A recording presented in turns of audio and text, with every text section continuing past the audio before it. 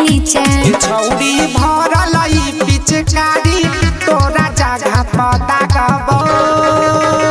रंग लगवाइले तोरा जीजा लगबो गे छौड़ी रंग लगवाइले तोरा जीजा लगबो।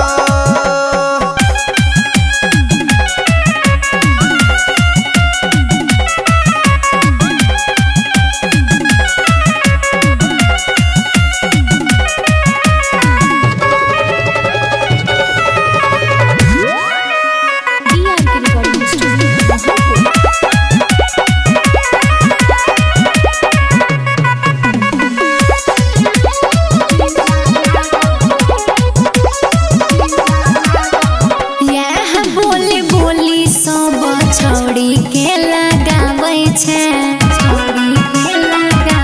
फेर यह बोली बोली सब छौड़ी के लगाबै छै